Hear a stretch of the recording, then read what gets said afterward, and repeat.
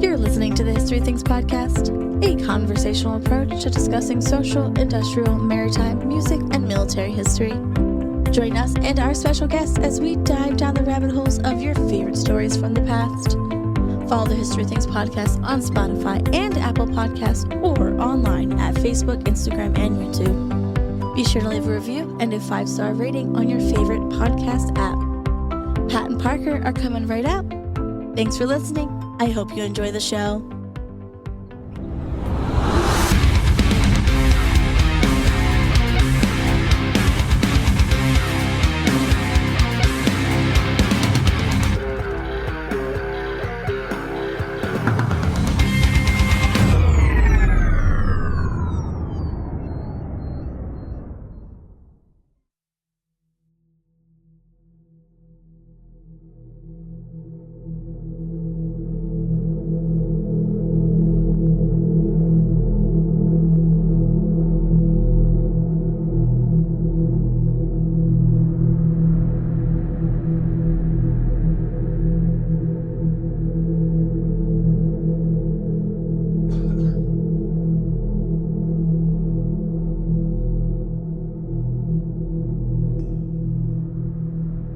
What's up, everybody? Welcome back to the History of Things podcast. I'm Parker Russell. I'm Pat McGuire, and let's get right into it. All right.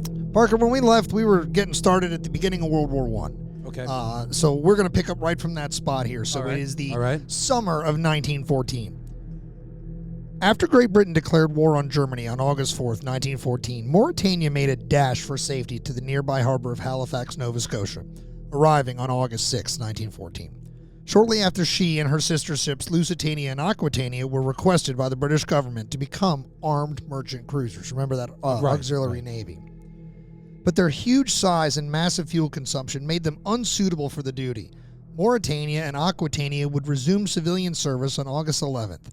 Lusitania, however, was kept on the official armed cruiser list, though she was never fully requisitioned and she was never armed. Later, due to a lack of passenger crossings on the Atlantic, Mauretania was laid up in Liverpool until May 7th, 1915.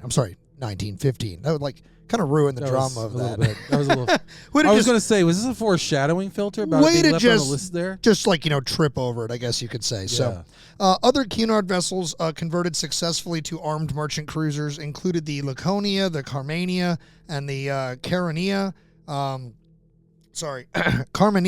had the distinction of being the first British armed cruiser to sink a German armed cruiser in single combat when, in September 1914, it took on and sank the disguised and the brand new German liner Cap Trafalgar off the coast of South America. Nice. The Cap Trafalgar bizarrely had one of her 3 funnels removed and the remaining 2 painted in a Cunard red and black scheme. And so that she would look remarkably like the Carmania. So it's kind of funny that she ended up on the ship that, she's made to look disguise, like. Right, exactly. So they will never know it is us. Right, and then I don't know why they're French. All of a sudden, wrong side of the wire in this one. Wrong one. Right. So, as Ancania and Ivernia and Saxonia. I feel like Saxonia. I feel like I just butchered all those names. I think it's Asania. What? I don't know. But Give it a stab. Ascania. I don't know. No. Asania? Ivernia? Ivernia, and then Saxonia. Ivernia, I think. and Saxonia. Yeah. Okay, well, these were used to house German prisoners of war throughout 1915. So that's 3. I think part of the torture on that German boat was pronouncing it? Yeah. Pronounce this. And they're like, we don't know what that is. That's just some word. That's a bunch of letters with IA at the end of it, and you called it a boat. All these ships were eventually turned into transports, as well as most of the rest of the Cunard fleet, carrying both men and supplies to basically wherever they were dispatched. Now, Campania, which just after the outbreak of the war had been sold for scrap, she was recalled by the Admiralty, and she was converted into the country's first ever, we're going to call it this, you ready? Aircraft carrier. Right. One of her funnels was removed, and a rather short flight deck, about 240 feet long, was constructed. And in April 1915, she became the first ship in history to launch a plane while underway and she became literally the forerunner to today's modern aircraft carrier. That is actually really impressive. I wonder, we should go back. I wonder if Matt mentioned that in the Air War episode.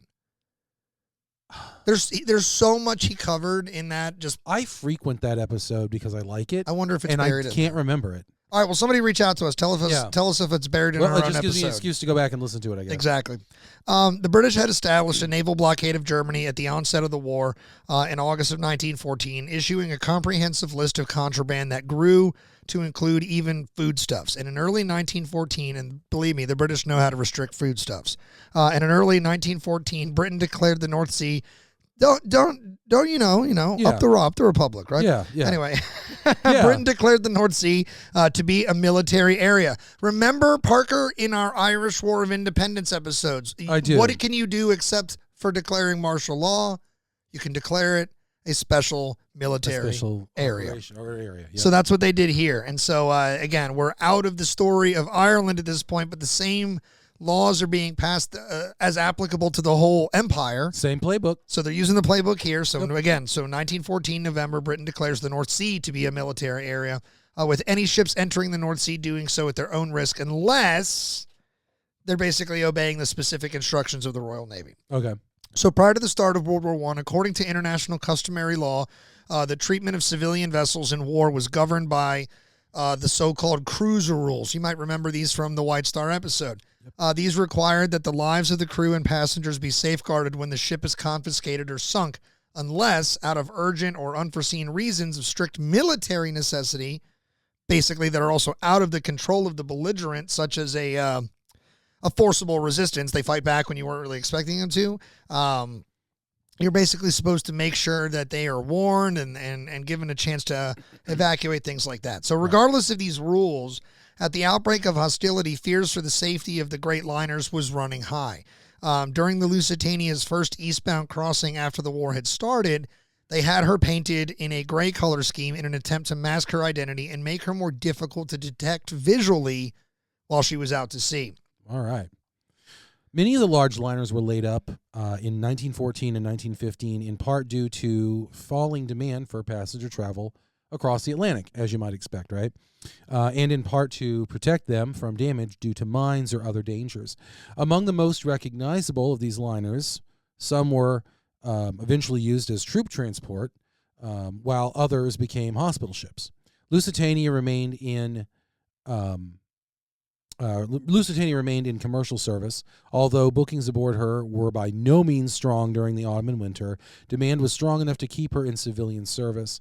Economizing measures were taken. One of these was shutting down the shutting down of her number 4 boiler room to conserve coal and crew costs.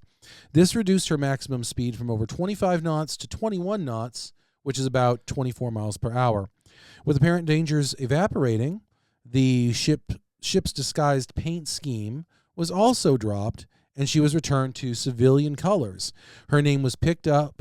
Her name was spelled out in like gold gilt. Oh, cool. Nice. Gold gilt. What is that? Gilt. Yeah, that's right.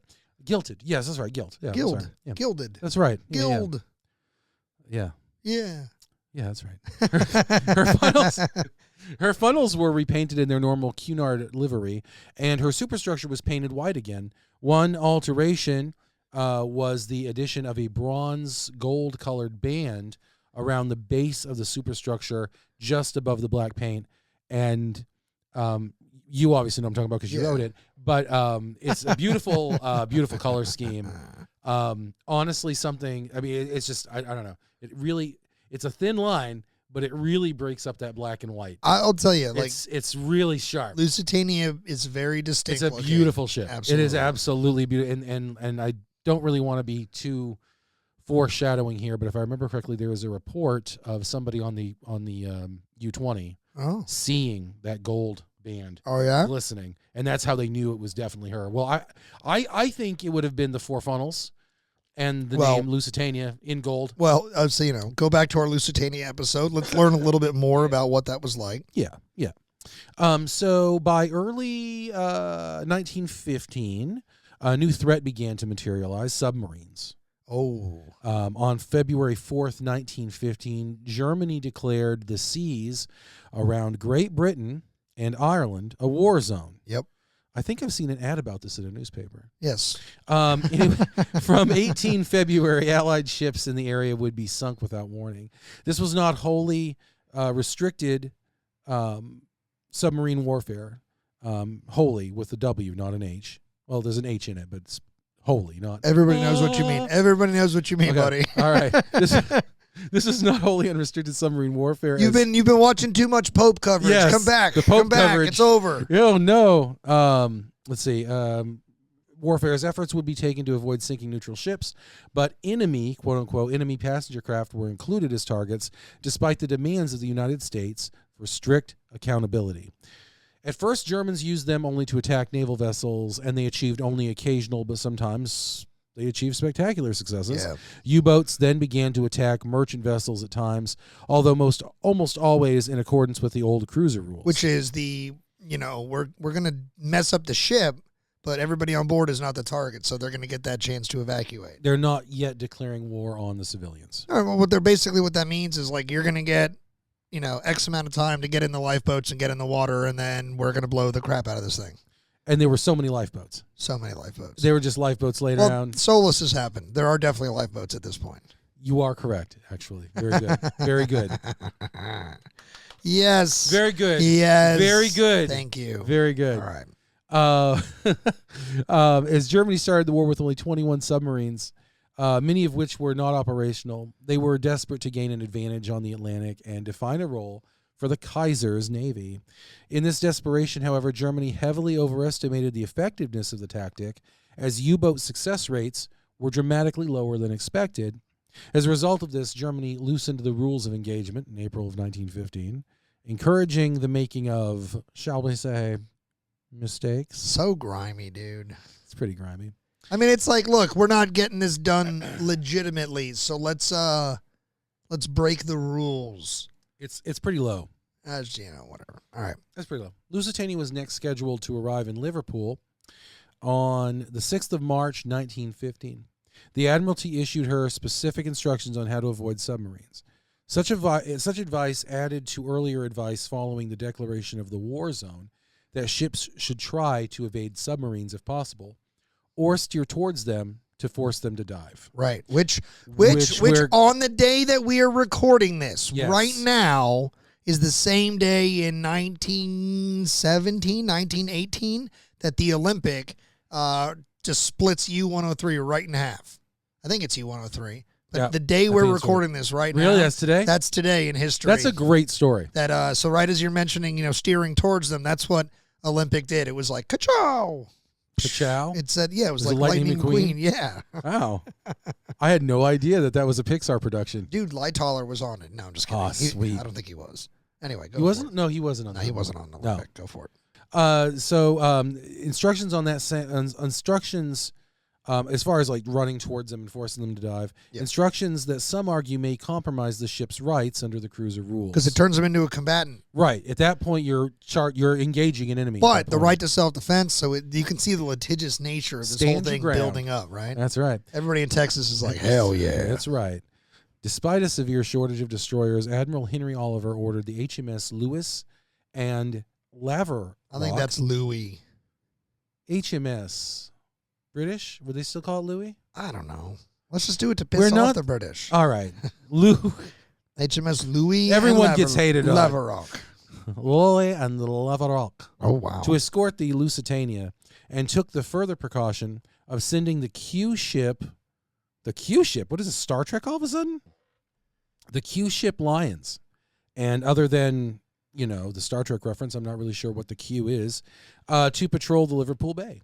One of the destroyer's commanders attempted to discover the whereabouts of the Lusitania by telephoning Cunard, who refused to give out any information and referred him to the Admiralty. So wait, one of the British ships tried to hit up the Lusitania and was like, "Where are you?"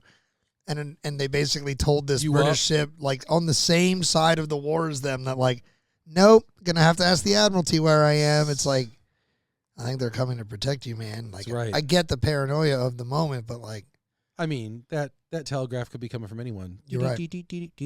You. Up. 20. Oh, you 20. We'll get there. Yeah.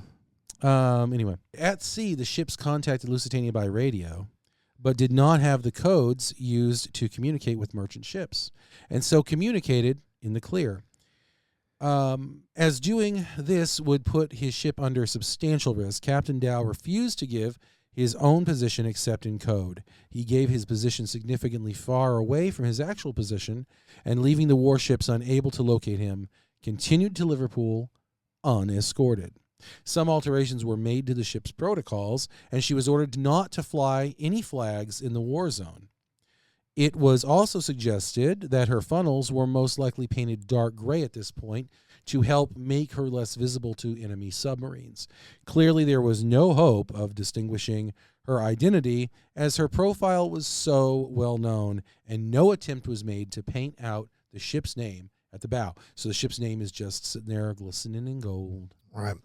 And unknown to all, the submarine war was about to get even more dangerous. On the 28th of March, during the so-called Thrasher incident, a German submarine is going to stop a British passenger ship, the Falaba, on the surface. Eyewitnesses are going to report that the submarine gave the ship around only 10 minutes to evacuate before torpedoing the vessel, which resulted in the first American death of the war. Fun fact about that, they find his body, the guy, that first American dead. Oh, yeah? They find his body with the Lusitania dead. Really? Yeah, that's, if I remember correctly, his body is uncovered a little while later. It's like a month plus at sea. It's about a month and a half later, and yeah. Well, on April 1st, Admiral Gustav Bachmann, head of the German Admiralty staff, sent a memo to the Kaiser. This detailed the woefully small number of ships sunk so far, and Bachmann agreed that this showed the submarine war can only really be effective if U-boats were completely unrestricted, and so they could attack without determining the identity and nationality of warships, basically indiscriminate fire. With the encouragement of Admiral Tirpitz, the Kaiser sent out, so remember Admiral Tirpitz from all the way back to that, like 1889, 1890 Naval Spithead Review. Yep, here he is still. The Kaiser sent out secret instructions on the 2nd of April to discourage the common tactic of surfacing to attack vessels and emphasize the danger in doing so. This created what historian Arthur Link terms, quote, an operational twilight zone, in which mistakes would be more easily made. Again, mistakes kind of in quotes, right? Like they're kind of encouraging you to be like, oops, I just fired. Whoopsie doodle. Yep. So there was no improvement in the number of ships sunk following this instruction, but 6 out of the 17 vessels sunk in April were neutral ships. So you can see that they are definitely mistakes. The Germans convinced themselves that Americans were toothless. It's probably from all the sugar and fat. Quote, the policy of the American government is dominated by the one thought of not becoming involved in any complications whatsoever. Quote, we want to stay out of everything, is the single rule. In late April, early May, there were German attacks on 2 additional American vessels, the Cushing and the Gulflight. The former on April 29th in an air attack that caused no loss of life, and the latter on May 1st, which was a submarine attack on a tanker where 3 died. President Woodrow Wilson had not made any formal response to any of these incidents before the events had kind of overtook him. So, he had been watching the Germans sort of apply this unrestricted warfare, hadn't had the chance to comment, and then that event occurred. Now, Captain Dow, apparently suffering from stress from operating his ship in this war zone, he's going to leave the ship. Cunard is going to later explain that he was, quote, tired and really ill. Really ill. Really ill. Like, for real. Dude's nerves were just shot. I don't blame him. Do you blame him? No, I don't blame him. Not at all. He was replaced with a new commander, and this is going to be Captain William Thomas Turner, who had commanded the Lusitania, Mauretania, and the Aquitania in the years before the war. So Captain William Turner knows what he's doing. He knows how to handle big ships. He knows how to handle these channels, everything like that. He has been doing this, and he's been doing it for a while, right? So on April 17th, 1915, Lusitania, she leaves Liverpool on her 201st transatlantic voyage. She arrives in New York on April 24th, 1915. On April 22nd, though, just 2 days before that, the German embassy, under Johann Henrik von Bernstorff, submitted a general warning about travel to 50 American newspapers, including those in New York, which coincidentally appeared in newspapers just before the ship sailed. In the middle of April, German ambassador, again, so this guy Bernstorff, who long had concerns about the legality of the February submarine campaign and believing that Americans were underestimating the dangers of this campaign, consulted a group of representatives of the German administrative departments and decided to issue this general warning. So here we go. You ready for what this warning says? I'm ready, man. It says, notice, travelers intending to embark on the Atlantic voyage are reminded that a state of war exists between Germany and her allies and Great Britain and her allies, that the zone of war includes the waters adjacent to the British Isles, that, in accordance with formal notice given by the Imperial German government, vessels flying the flag of Great Britain or any of her allies are liable to destruction in those waters, and that travelers sailing in the war zone on the ships of Great Britain or her allies do so at their own risk. Imperial German Embassy, Washington, D.C., April 22nd, 1915. Now, this notice was intended to appear on Saturdays, especially the Saturdays of April 24th, May 1st, May 8th, but due to technical difficulties, it did not appear until April 30th, the day before Lusitania leaves New York, before she sails, appearing in some cases, ready for this, Parker, directly adjacent to the advertisement for Lusitania's return voyage. So basically, if you wanted to book passage on that trip and you had come to that, through the advertisement, you would have also seen this warning, right? From the German embassy. Now, the juxtaposition was a coincidence. So believe me, as kind of wild as that is, that was not on purpose. But the warning had led to some agitation in the press, annoyance from the American government, and it worried the prospective passengers and crew of the ship. As you assume. So the consternation of it all was kind of the point, and kind of message received, right? How dare you? People are nervous. Right. I think there was also a little bit of the how dare you going on too. Hey, this is Germany basically saying, hey, if you're on a boat around here, good luck. And that's a bold move for, to tell America that's technically not in the war yet. Right.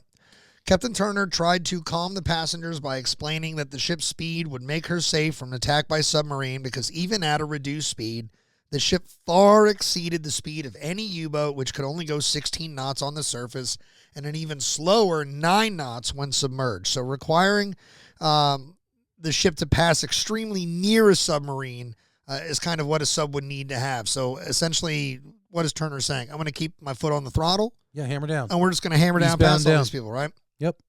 Departure out of New York on the return voyage to Liverpool was at noon on the 1st of May, and that's 2 hours behind schedule because of a last-minute transfer of 41 passengers and crew from the recently requisitioned, here we go, Cameronia.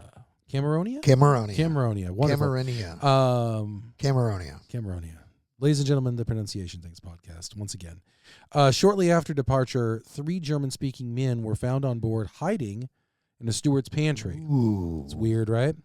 Suspicious. Detective Inspector William Pierpoint of the Liverpool Police, who was traveling in the guise of a first-class passenger, interrogated them before locking them in the cells. It sounds like an air marshal on a modern flight. It does. Just, I'm just pretending to be a passenger. Psych, terrorist, sit down. That's right. As I make my Glock point at your face. That's right. That's how they all talk. That's how they talk. That's how they all talk. And then, face. So he's he before he locks them up in the cells for further questioning with the ship, when the ship reached Liverpool.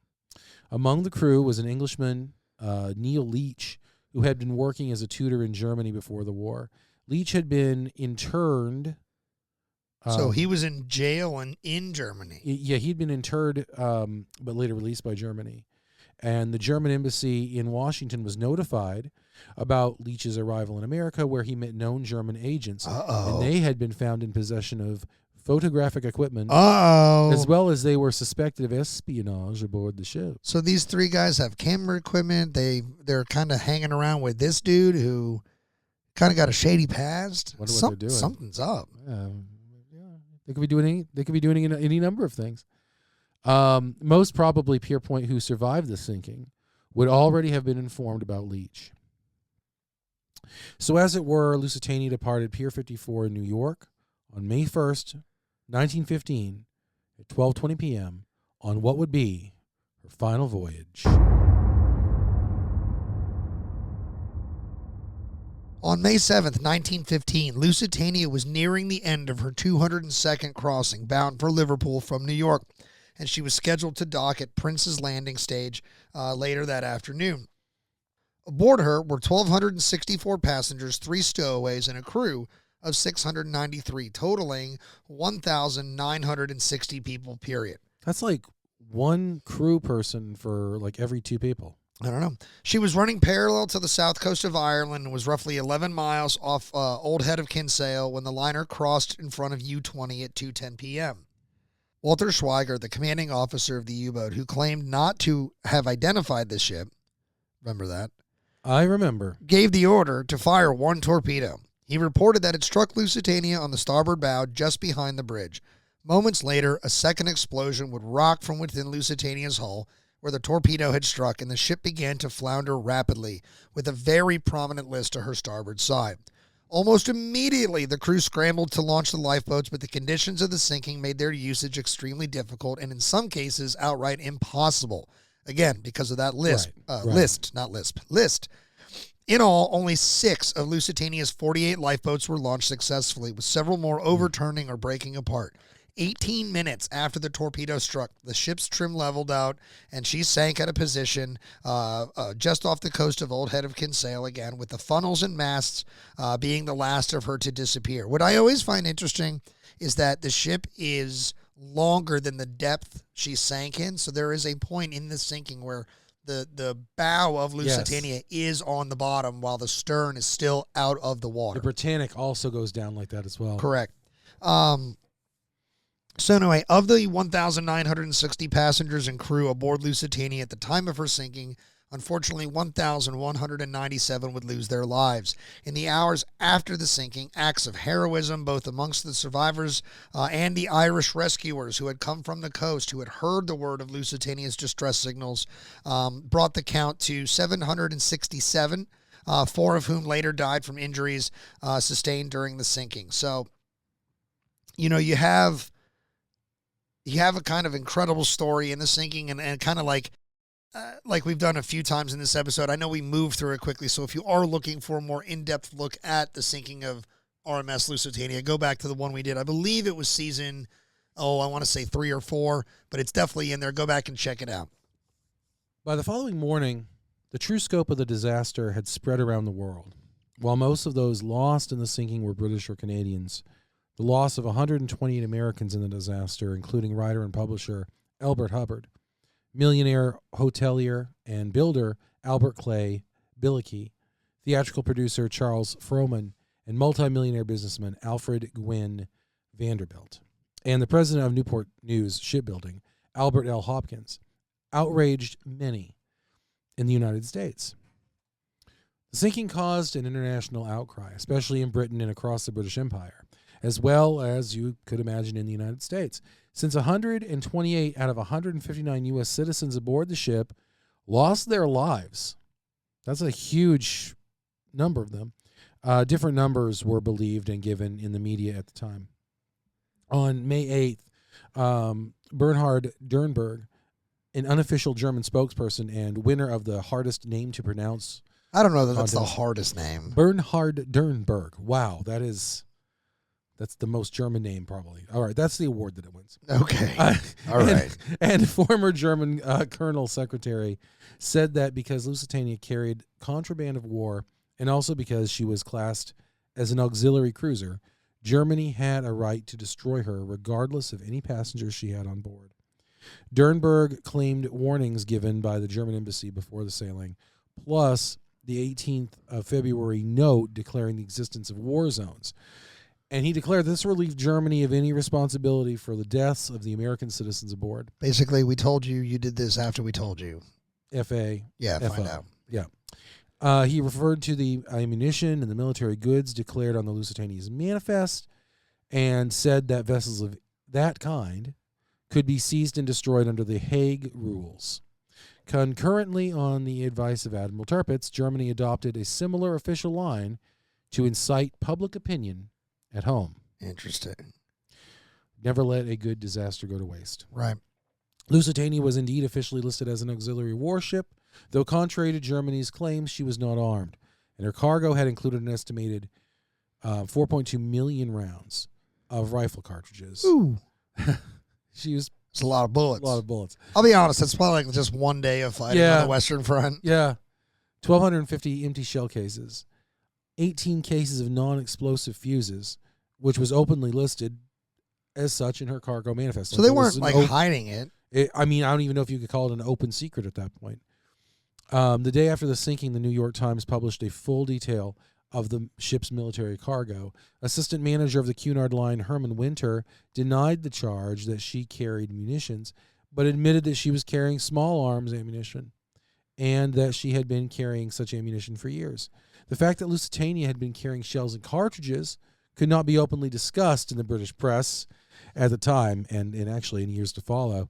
In the 27-page additional manifest delivered to the U.S. Customs 4 to 5 days after Lusitania sailed from New York, and in the Bethlehem Steel's papers, it stated that the empty shells were, in fact, 1,248 boxes filled with metal shrapnel, 3-inch shell, 4 shells to the box, totaling 103,000 pounds or 50 tons. And interestingly, later when they would, I just want to touch on this really quick. I think it's interesting when they were going to go down and explore the wreck of the Lusitania. The British government issues this very weird thing, and I don't have it in front of me right now. It's like we're not saying they're down there, but be careful. The official position of the British government is there are no ammunitions on board. But just be careful. However, just in case. when you see, but it was like, however, when you see them, it was like they're not there, but when you see them, be careful. So in the United States, people are pissed. People are raging. They are outraged. Talk of war was everywhere, and anybody that had any sort of pro-German leanings at this time, since that was not a bad thing to have in the U.S. at this point because they were a neutral country, well, now you're buttoning it up. The key issue was the savagery in the alleged, quote, German failure to allow passengers to escape on lifeboats. Again, the expectation of those cruiser rules, which was required, I guess. I don't know if it was required by international law, but that's sort of like unwritten rule of the sea. I believe they call it Romulan tactics, I think is what I said. Is that another Star Trek? It's a Star Trek reference. I mean, Star Trek. The Klingons say Star Trek. Yes, the Klingons say that the Romulans fight without honor, and Are I these think the that's Klingons. No, okay. And you know that. Do I? I'm pretty sure you do. And you did that to make me angry, but listen, I don't know that. Who are these people? Those are Is the it Vulcans. this? Those are the Vulcans. Is just keep your thumb out a little bit. Thumb out? And a little bit pointed up. Like thumb down? Cool. But all of that to say that I think they were mad because they didn't. This was very dishonorable. It was very sneaky, cloaked, firing while cloaked. Yeah. Like it's not a very honorable thing. And Germany's attempt to defend this sort of attack, it's just going to piss people off in the U.S. further. It's douchey. However, in Germany, many newspapers are going to celebrate the event as a triumph. Though, again, the Allied propaganda at times is going to just seize on this and exaggerate this tragedy to exorbitant proportions. It's immediately going to become a join the war, get these bastards type of recruiting tool. In fact, here in the War Department studio, it is off camera, but we have one of these enlistment posters here that features a mother and her child who had unfortunately perished in the sinking of Lusitania. It's gruesome, but it is to be used. It is being used in this context as a join the British war effort recruitment poster. So, during the weeks after the sinking, the issue was hotly debated within the U.S. government, and correspondence were exchanged between the U.S. and German governments. German officials continued to argue that Lusitania was a legitimate military target. The German foreign minister, von Jagow, had cited claims that she was listed on the armed merchant cruiser list, that she was using neutral flags, and she had been ordered to ram submarines, which was in contravention of the cruiser rules. Remember. And you don't want to do anything in contravention of the rules. But just remember, it creates a gray area because now you're a combatant. So a neutral zone. Are you truly neutral at that point? Anyway. That was another Star Trek reference. Von Jagow further alleged that Lusitania had on previous voyages carried munitions and Allied troops. Grand Admiral Alfred von Tirpitz stated that it was sad that many Americans, quote, in wanton recklessness and in spite of the warnings of our ambassador, had embarked in this armed cruiser, heavily laden with musicians. Musicians. There's so many musicians. There's so many musicians. They were I just mean, tripping over piccolo players everywhere. and look, you heard about that dude on the Titanic with his violin, Right. I mean, who knows what these guys are capable of? There's musicians for crying out loud. Everybody wanted to be Jock Hume and Wallace Hartley. That's right. That's right. Anyway, so basically, Tirpitz is saying, like, it's sad that these Americans chose to, despite our warnings. But Germany was within her rights to sink the ship. And again, remember at the beginning of this episode, and I think in part of last episode, we did touch on this, that like Lusitania was not removed from the armed or cruiser list like Mauritania and like Aquitania were. So, unfortunately, for any arguments that are going to be made against her sinking, one, you didn't take her off the list. So, and the Germans are well within their rights to go by that list. So they got the list. Two, you're not even hiding that you are shipping ammunition. Your argument that it's like, well, it's only bullets in a war of artillery, so it's not a big deal. It's kind of dumb. Here's the ships you're allowed to sink. Good luck finding them. Yeah, good luck fighting. I mean, it's like kind of the gamesmanship of war, I guess. I mean, it's a little bit like an actual game of Battleship. Sure. Like, this is probably where never mind. Anyway, President Woodrow Wilson saw his main goal. President Woodrow Wilson saw his main goal was to negotiate an end to this war. He was given contradictory advice, however. Secretary of State William Jennings Bryan, privately advised President Wilson, quote, that ships carrying contraband should be prohibited from carrying passengers. And he was right. However, Counselor Robert Lansing, an expert on international law, advised Wilson to adhere to the U.S.'s prior position of strict accountability. All that mattered, according to Lansing, was that the German responsibility for the safety of the unresisting crew and passengers of the ship. So basically, he was like, I don't care about any of this. They didn't follow that cruiser rule. Once it was confirmed that the ship was not actually armed and was attacked by surprise with no warning or strategic justification that can allow the violation, the U.S. was already committed basically to this approach. Wilson would adopt Lansing's views, insisting that the German government apologize for the sinking, compensate U.S. victims, and promise to avoid any similar occurrence in the future. Bryan's going to resign, believing Wilson's approach to compromise American neutrality, only to be replaced by Lansing as the Secretary of State. Despite all these facts and arguments, Germany had already declared in February that all Allied ships in the area would be sunk, regardless of whether they carried munitions or not. Musicians? Musicians. They're on the boat again. Indeed, the strategic aim of Admiral Hugo von Pohl's U-boat campaign was economic warfare against Britain, but not the interception of weapons or destructions of war vessels. Remember, there is a blockade going on of Germany at the time by the British. So there's also, we do have to point that out. Honesty. Yep. We have to put that in there. As in the case of the British and naval blockade, we're going to talk about that now. I keep doing that. So trust, maybe just trust the process. Yeah. As in the case of the British naval blockade of Germany, contraband of war had explained in practice to include essentially all cargo. U-20 herself had sunk 2 other vessels en route out of Liverpool, making questions of intercepting munitions moot. In addition, in the 12th of February order to the U-boat captains, Gustav Bachmann had directed that enemy passenger vessels should be deliberately targeted so as to create a shock effect. Shock and awe to you Americans. We'll translate that. We're going to create a shock and awe. Thus, while outwardly Germany conducted a propaganda skirmish within Germany, there was a fierce debate, as officials were not keenly aware that further sinkings were likely, including ones where Germany's excuses did not apply. Hence, secret orders were issued in June that rescinded Bachmann's orders, and Bachmann went on to form Bachmann turn overdrive. Of course. Yep. No, I'm just kidding. Bachmann's orders were rescinded and stated that unrestricted submarine warfare on ocean liners would cease. Tirpitz and Bachmann, those are the musicians that are on the. It's Randy Bachman. Anyway, Tirpitz and Bachmann offered their resignations, but they were rejected by the Kaiser. Yet other passenger ships continued to be attacked and sometimes sunk, such as the SS Orduna and the RMS Hesperian. Targeting of ships such as the Lusitania would only formally end with the sinking of the westward sailing of the liner SS Arabic. with a German decision on 9th of September 1915 that stated that attacks were only allowed on ships that were definitely British, while neutral ships were to be treated under the prize law rules, and no attacks on passenger liners were to be permitted at all. In January of 1917, the German government announced that it would again conduct full, unrestricted submarine warfare. This, together with the Zimmerman telegram, pushed the U.S. public opinion over the tipping point, and on the 6th of April, 1917, the United States Congress followed President Wilson's request to declare war on Germany. The world must be made safe for democracy. After the war, American interests sued the German government for compensation. In 1923, 278 claimants were initially awarded $23 million, which is equivalent to $320 million in 2023.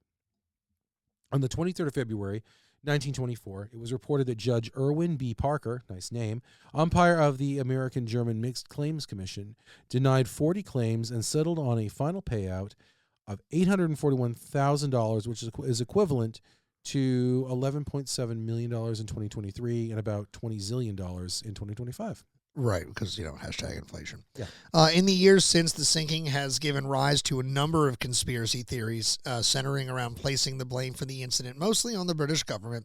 In 2014, a release of papers revealed that in 1982, the British government, again, here you go, warned salvage divers of the possible presence of explosives on board. Senior diplomat Noel Marshall wrote in a memo that, quote, successive British governments have always maintained that there was no musicians again. There were no musicians. It was a boring cruise. It was, a musicless. I don't know why my brain is doing that to me. A musicless, silent float across. Does anybody smell toast? It's like, I'm just kidding.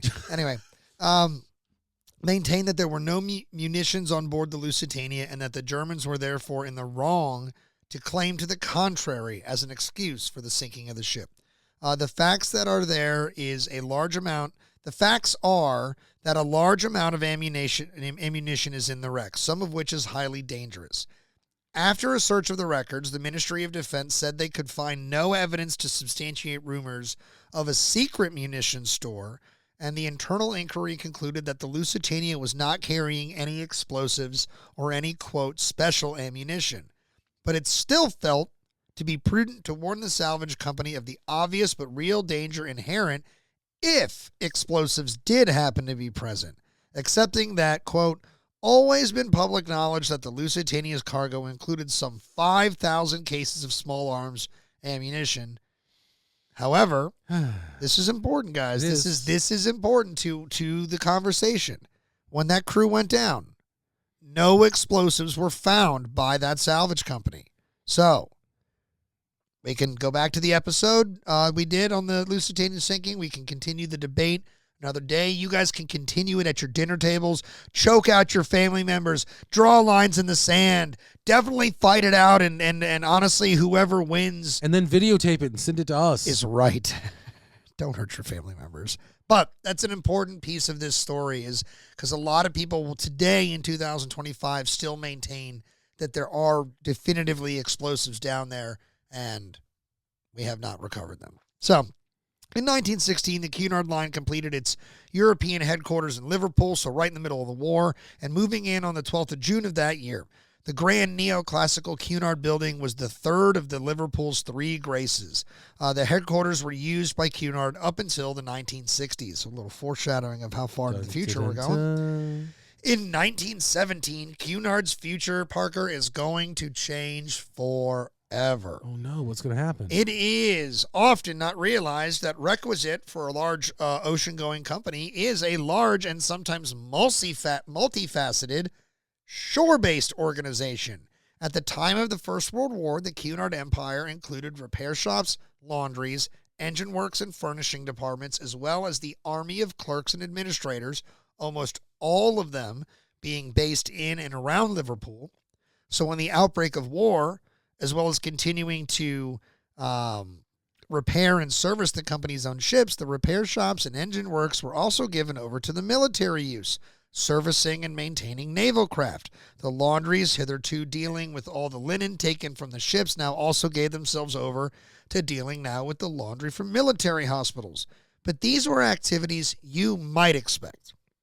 What you would not expect was the establishment of the Cunard Plane Factory in Aintree in 1917. Nice. This was an enormous undertaking, not the least for a company with no experience whatsoever in the building of airplanes. And again, airplanes are a new technology, so not too many people have a ton of experience. But by 1918, the factory employed 5,000 people and was turning out 100 aircraft a month. That's actually really, really good. So let's just say this in a simple sense. Cunard is now making airplanes. Similarly, one of the company's vast warehouses in Boodle was given over to the manufacturing of shells and became the Cunard National Shell Factory. So Germans were getting shelled by the Cunard Company at one point, employing over 1,000 people. I hope the U-20 was sunk by one. 900 of them were women. The factory works 24 hours a day, 7 days a week, cycling through 3 shifts a day from October of 1915 until the surrender in 1918 when it closed down within a week of the armistice being signed. All told, Parker, the factory is going to produce 410,302 shells. Wow. So anyway. Well, I have the distinction and the misfortune of reading a whole bunch of sad facts to you here. Yeah. We're going down a list here. Between the outbreak of the war in August of 1914 and the armistice in November. Armistice. Armistice. Isn't what I said? You said armistice. Isn't it the same thing? No. What is an armistice? Armistice. Armistead? Armistice. I've always. Are we having strokes right now? I've always pronounced it armistice.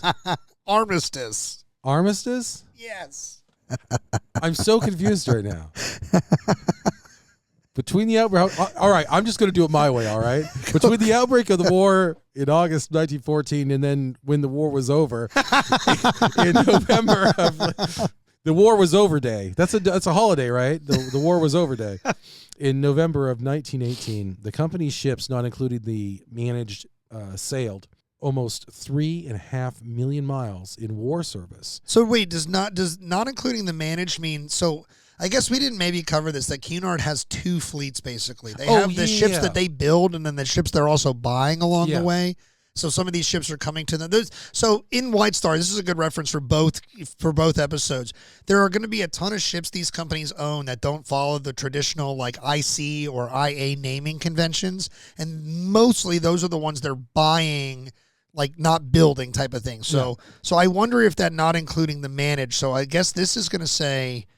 I guess we're talking about just the company's ships, like it's naturally homegrown ships. So to speak. Well, the list of names and stats here are all ending in IA that I can see. Okay, so how many ships, Parker? How many ships does Cunard have? Like, if we're just going to get it real simple here, at the beginning of the war, 1914, Cunard has how many ships on the sea? Let's see. It looks like 25 active ships. Okay. And then 20 of those are going to be lost. Holy moly. And they also moved 900,000 troops. Really? Wow. That is... nearly 1 million troops. Yeah, that's amazing. All right, so in 1915, we lose how many ships? We lose 3. The big one, of course, Lusitania on May 7th. It was torpedoed. 1,201 lives lost. We know that one. Then there's the Caria. November 6th was torpedoed. And then a little over a month later, on December 17th, the Vera, was torpedoed. In 1916, the Franconia was torpedoed October 4th. 12 lives were lost on that. On the Alaunia,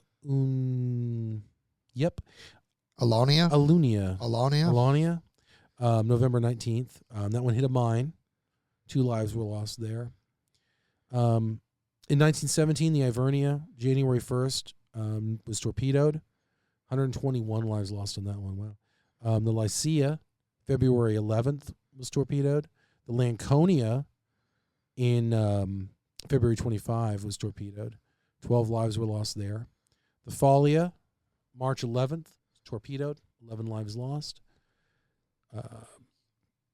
Thracia? Thracia? Yeah. March 27th, torpedoed. So they've lost... In 1917, they've almost lost 2 a month so far. 1917 is a brutal. Well, I mean that's when the year so Lanconia. far. I mean the Lanconia. That's a I think That's an earmark. across the board, 1917 is the most brutal year. Yeah, of the that's just terrible all the way around. Yeah. In the Feltria, May 5th was torpedoed. April got a break apparently. And May 5th, this was torpedoed. 45 lives lost. Altonia, June 27th, that was torpedoed. 1 life lost. The Volodia, August 21st, that was torpedoed as well. And the Vinovia, December 19th, was torpedoed. In 1918, the Andania, January 27th, was torpedoed. 7 lives lost. The Arania, February 4th, 9 lives lost. Ausonia, on May 30th, was torpedoed and then sunk by gunfire. 44 lives lost. Vandalia, thank you. June 9th, torpedoed. These last 2 were torpedoed as well. Carpathia, which is a name that is near and dear to my heart and a lot of our listeners' hearts. Yep. The Carpathia almost made it, right? It almost made it. Next to the last ship that was sunk. July 17th, it was torpedoed. 5 lives lost. And then the Flavia, which is torpedoed on the 24th with 1 life lost. In addition to Cunard-owned company losses, it included the Anchor Line, 7 ships, and they were about 69,000 gross tons apiece. Commonwealth and Dominion, those ships, they had 9 ships of that. And then the Brocklebank had 9 ships. In all, Cunard lost 45 vessels, amounting to 389,850 gross tons of ship. That is a lot of iron. That are on the That is a lot of iron floor. at the bottom of the ocean. Yep. After the war, Cunard began rebuilding this fleet with the construction of 11 intermediate liners. It acquired the former Hapag Imperator, renamed the Berengaria, to replace the lost Lusitania as the running mate for Mauritania and Aquitania. And Southampton replaced Liverpool as the British destination for the 3-ship express service. By 1926, Cunard's fleet was larger than before the war, and White Star was in decline, having been sold earlier in the century to the IMM. I guess Parker gave me crap for calling it the IMMC. Despite the dramatic reduction in North Atlantic passengers caused by the Great Depression beginning in 1929, in 1930, Cunard ordered an 80,000-ton liner, hull number 534, that was to be the first of 2 record breakers fast enough to fit into a 2-ship weekly Southampton, New York service. However, just a year into the ship's construction, financial difficulties halted production and work would cease for over 2 years. In 1934, both Cunard and its chief rival, the White Star Line, were experiencing financial difficulties. David Kirkwood, Member of Parliament for Clydebank, where the unfinished hull number 534 had been sitting and rusting idle for 2.5 years, made a passionate plea in the House of Commons for funding to finish the ship and to restart the dormant British economy. The government offered Cunard a loan of £3 million to complete the hull, again, hull number 534, and an additional £5 million to build a second ship if Cunard merged with its rival, the White Star Line. Now, the merger took place on the 10th of May, 1934, so again, close in time to this recording as well, creating the Cunard White Star Limited. The merger was accomplished with Cunard owning about 2/3 of the capital due to the surplus tonnage of the new combined Cunard White Star fleet. Many of the older liners are now going to be sent to the scrapyard. This included the ex-Cunard liner Mauritania and the ex-White Star lines Olympic and Homeric. In 1936, the ex-White Star Majestic was sold when hull number 534, which was now named the Queen Mary, replaced her in the express mail service. Queen Mary reached a staggering almost 31 knots on her 1938 Blue Ribbon voyage. So, bigger ships, faster ships. Cunard White Star started construction on Queen Elizabeth, the sister, and a smaller ship, the second Mauritania. Remember, we can recycle names. Right. And they're going to join the fleet and could also be used in this Atlantic run when one of the 2 queens was in dry dock. So that's the benefit of having that new Mauritania. Now, The ex-Cunard liner Berengaria was going to be eventually sold for scrap in 1938 after it suffered a series of fires throughout the ship. There's this picture that I love. Before we move on, there's this picture that I absolutely love. It's my favorite, I think. Favorite? One of my favorite historical photographs. Oh. And it is a picture that has the Olympic and the Mauretania together as they're getting ready to be scrapped. And there's this little like wooden dinghy in the middle. And they're like hugging each other, and it's sad. Well, the Mauretania and the Olympic are just kind of like lined up. Is it like Toy Story 3? In my mind, it is. It's like sad like that. I've always pictured it as like in my head. I've always called it. This is my name for it. I've always called it the Unlikely Sisters photo. Oh, because they end up running together almost as running mates, and they were built as direct competitors. Yeah, and they end up living through these two ships. The people who sailed on her, they end up living through both of them tragic sisters. Both of them, they're almost the last of their kind. I mean, Aquitania's still out there, but that's right. Just seeing those two together is really right when they were getting ready to be destroyed. In September of 1939, the fleet was again quickly requisitioned for war service. During the Second World War, the Queens carried over 2 million servicemen and were credited by Churchill as helping to shorten the war by a whole year. All 4 of the large Cunard White Star Express liners. I trust Churchill for the record. Oh, of course. Everything he says. Everything he says is pretty good. My last name is McGuire, and I believe everything Winston Churchill tells me. If Churchill tells a McGuire something, the odds are it's on the up. Yeah. It's on the up and up. Every Irish person will tell you that if it's from Churchill, you can take it to the bank. I mean, we will fight them on the beaches. I mean, literally, Churchill and Maggie Thatcher are the 2 most respected people in all of Ireland. Good old Margaret Thatcher. Yeah, in a box. So, they carried 2 million services over there, and they shortened it for a year. All four of the large Cunard White Star line, Cunard White Star Express liners, the 2 Queens, which sounds like an episode of House of the Dragon. It sounds like people talking trash in the 70s. The 2 Queens over there. Yeah. Aquitania and Mauretania survived, but many of the secondary ships were lost. Both the Lancastria, that's a nice name, Lancastria. Yeah. I can pronounce that one. And the Lanconia were sunk with heavy loss of life.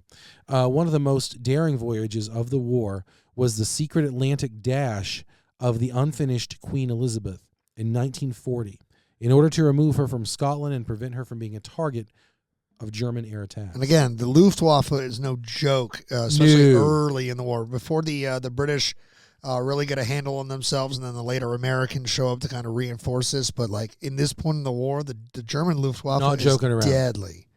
The captain put to sea with workmen still on board, and once out of the Clyde, opened his sealed orders, which he expected to instruct him to go to Southampton. Instead, he was told to head at full speed to New York. That's a surprise. Yeah, it's a little different. The secret dash was done with the launching gear still affixed on the underside of the ship and without proper fitments inside. Men who expected to be going home by trains from Southampton within days did not get home for years. That is like absolutely wild. Like you're just there at work one day and you're like, is the ship moving? What the hell's going on? And then suddenly you're like, dear Maggie, it's been 3 years. They have pizza here in New York. No, yeah. We're staying. No joke. Get the kids. I want to know some of their stories. You know what I mean? Like, yeah, we should look into that. That is, honey, I'll be home at 6. 6 years. In 6 years, yeah. Yeah, we'll look into that. That's amazing. Anyway, Queen Mary and Queen Elizabeth began bringing American GIs across to Europe in 1942 at full speed and unescorted. Not only were they faster than the U-boats, whose crews had been offered 100,000 quid by Hitler to sink either of them. I don't know why Hitler was offering them 100,000 pounds. Is that quid or pounds? Pounds and quid. Aren't they the same thing? I don't know. Anyway, but they were faster than even the torpedoes. Oh, so they could not only outrun the sub, but even if the they're sub going shot at them, they could outrun the torpedo. Yeah. Okay. 31 knots an hour. Yeah. Right? Yeah. In the summer, 15,000 soldiers were carried on each voyage. Phew.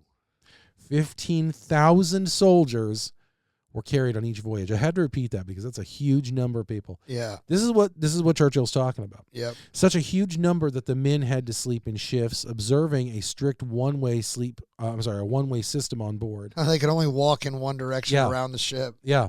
Queen Mary's master, Queen Mary's master, Commodore Sir James Bissett, noted that the ship was so difficult to handle under such circumstances that he was concerned for her stability. Oh. On one voyage, Queen Mary carried over 16,000 people at one time, and that is Holy still crap. a record that is held today. Holy crap. All told, she made 28 trips, 15,000 people a trip, taking soldiers eastbound and prisoners of war westbound, with the Queen Elizabeth undertaking a similar number. I wonder if those prisoners of war ended up here in Maryland. I mean, absolutely, because they end up all over the place. But That's yes. interesting. Yeah. That's You're talking about over in Frederick, Maryland? yeah. Over in Frederick, They have camps in Gettysburg as well, things like that. Anyway, on 3 occasions, Queen Mary was the nerve center of the empire as Sir Winston Churchill crossed the Atlantic to see President Roosevelt. The closest the enemy ever got to him was when he was traveling on the Queen Mary, as prisoners of war would be transported to the States on the deck below Churchill's main deck suite. So unbeknownst to the prisoners at the time, like they didn't know that, right? Yeah. Naked flames were not allowed in cabins at any time, but special allowance was made for Churchill to have a candle lit at all times for the light of liberty. No, for his cigars. Yeah, of course, man. So nice. So during World War II, Cunard fares a little bit better than it did in the First World War as far as assets lost at sea. In 1939, it's only going to lose one ship. It's the Bosnia. It's taken out on September 5th. In 1940, the Corinthia, Andania, Lancastria, and the Laurentic are going to be all torpedoed and bombed. More than 9,000 lives are going to be lost between all 4 of those. Interestingly, when the Lancastria sinks, 9,000 lives are lost alone on that one ship. yeah, I was just reading that number. It's kind of staggering. In 1941, the Georgic's going to be sunk July 14th. It's going to have been bombed again by the Luftwaffe. On 1942, the Laconia, September 12th, is going to be torpedoed. 2,275 lives lost. So 2,275 lives lost. Go ahead. What does lifeboat capacity look like? You have to carry lifeboats for 16,000 people. No, you don't. Ships. No, there are not. There's. I know there are not. Okay, so how do they get around? Is it just a provision of war? I don't know what's going on. Yeah, well, first of all, this is not a civilian laws thing. This is a military requisition. Oh. So the military can do with military stuff what it wants, right? Okay, that makes sense. You can continue. I'm sorry. The sinking of Lancastria resulted in the biggest loss of life, with reports that between 3,000 and 9,500 lives were lost at sea when that vessel sank. In March of 1946, just after the war, Churchill sailed on the Queen Elizabeth to the United States to deliver what would become known as his Iron Curtain speech, which happened in Fulton, Missouri. During the course of the voyage, he agreed, at Cunard's request, to write a foreword for a projected history of Queen Mary and Queen Elizabeth that Cunard had planned to publish. Churchill would write, quote, "Built for the arts of peace and to link the old world with the new, the Queens challenged the fury of Hitlerism in the Battle of the Atlantic. At a speed never before realized in war, they carried over 1 million to defend the liberties of civilization. Often, whole divisions at a time were moved by each ship. Vital decisions depended on their ability continuously to elude the enemy, and without their aid, the day of final victory must unquestionably have been postponed. To the men who contributed to the success of our operations in the years of peril, and to those who brought these 2 great ships into existence, the world owes a debt that it will not be easy to measure." Churchill would later bestow the greatest compliment upon Cunard when he remarked the contribution of the 2 queens and Aquitania had shortened the war in Europe by at least a full year. So I gave Churchill crap a moment ago, and I'm going to pause that for just a moment to be like, this I believe is a completely accurate assessment of the impact those ships had on the Second World War as far as the British and Allied effort. I also love that just knowing that Aquitania serves in 2 world wars. That's amazing. Yep. That's amazing. In 1947, Cunard purchased White Star's interest, and by 1949, the company had dropped the White Star name, and it was renamed once again just the Cunard Line. Also in 1947, the company commissioned 5 freighters and 2 cargo liners. Caronia, again, we're going to recycle that name, was completed. They're doubling down on that Caronia.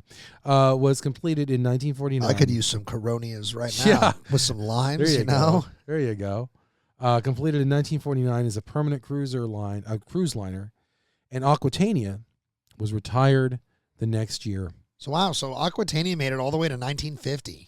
Yep. Crazy. Cunard was in an especially good position to take advantage of the increase in North Atlantic travel during the 50s, and the Queens were a major generator of U.S. currency for Great Britain. They're big money makers. Cunard's slogan, "Getting there is half the fun," was specifically aimed at the tourist trade. In 1960, a government-appointed committee recommended the construction of Project Q3, a conventional 76,000 gross ton liner to replace the Queen Mary. Under the plan, the government would lend Cunard the majority of the liner's cost.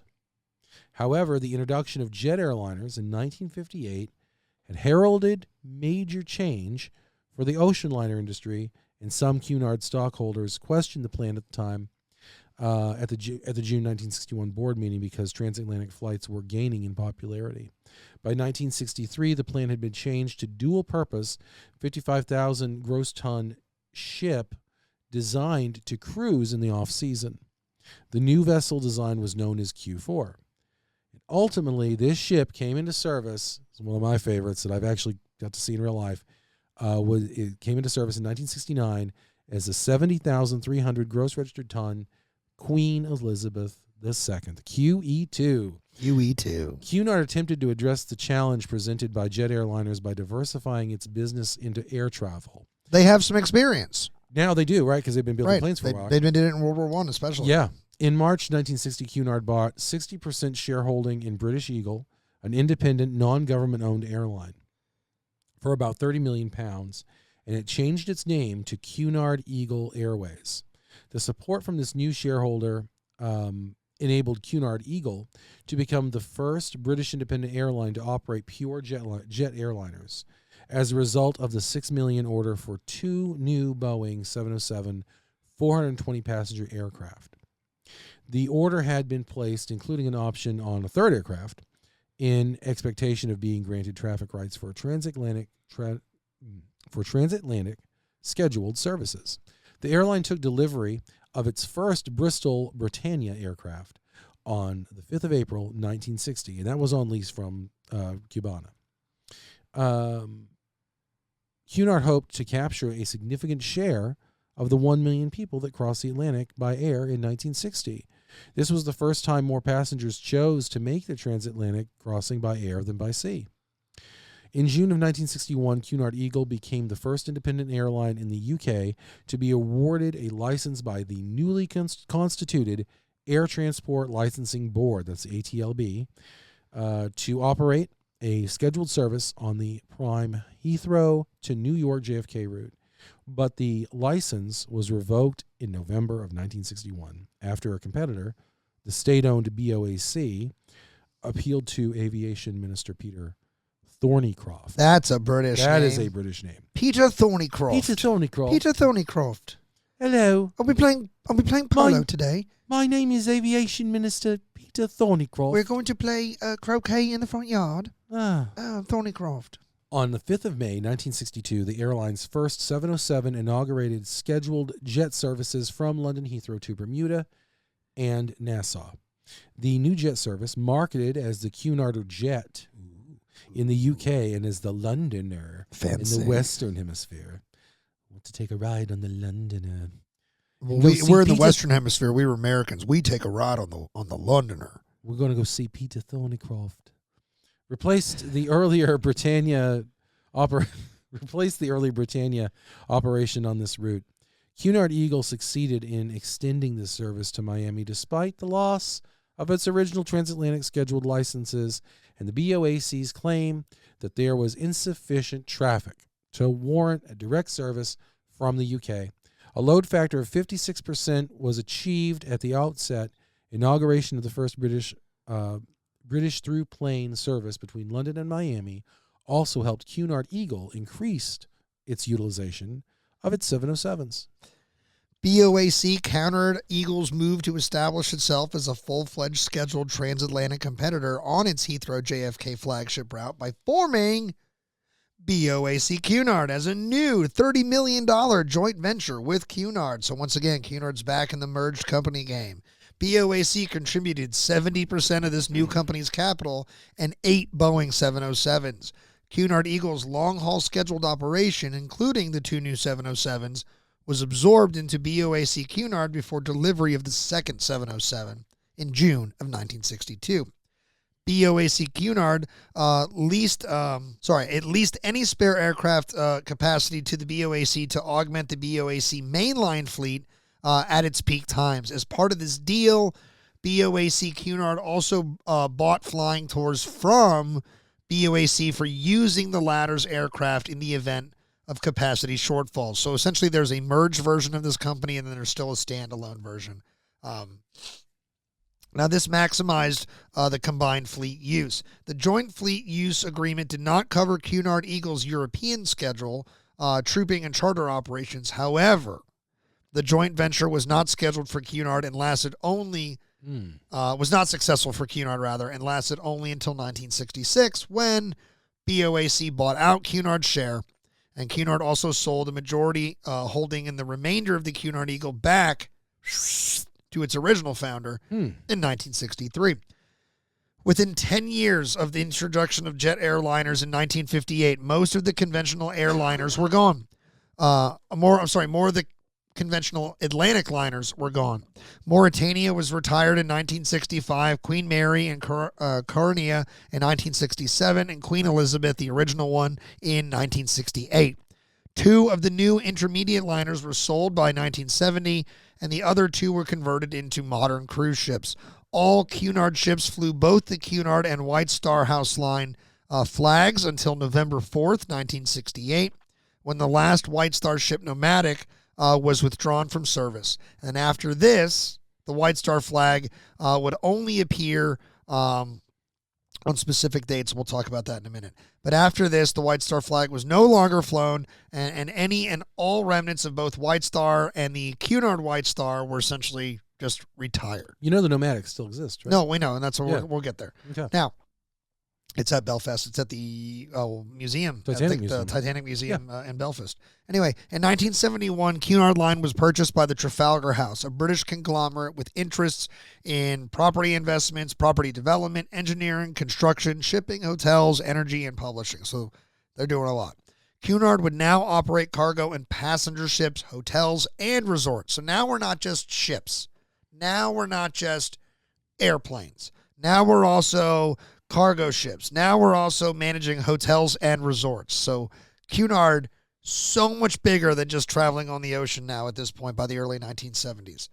Its cargo fleet consisted of 42 ships in service with another 20 on order. Wow. The flagship of the passenger fleet was the 2-year-old QE2, the Queen Elizabeth II, and the fleet also included the remaining 2 intermediate liners that were made back in the 1950s, plus 2 purpose-built cruise ships on order. Now, there is, we won't get too deeply into it, but there is a difference between the old ocean liners and cruise ships. That's why we're sort of using different designations for them. Now, Trafalgar House later acquired 2 additional cruise ships and disposed of the intermediate liners outright, as well as most of its cargo fleet. Cunard would serve the Crown again in war as the 70s came to a close, and the 80s began to open.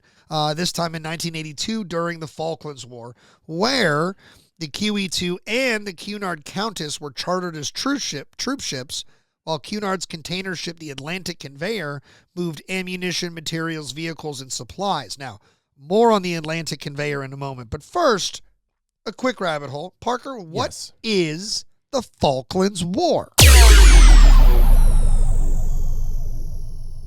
Well, haven't you watched The Crown? No. Oh, because they covered it in The Crown. Anyway, but for those of you who have not watched The Crown, the Falklands War was a 10-week undeclared war between Argentina and the United Kingdom in 1982 over 2 British dependent territories in the South Atlantic, the Falkland Islands and its territorial dependency, South Georgia and South Sandwich Islands. Sandwich Islands? I love sandwiches. I love sandwiches. I want a sandwich right now. Let's do a Sandwich Things podcast. Let's just quit the show and go make sandwiches. All right, go back.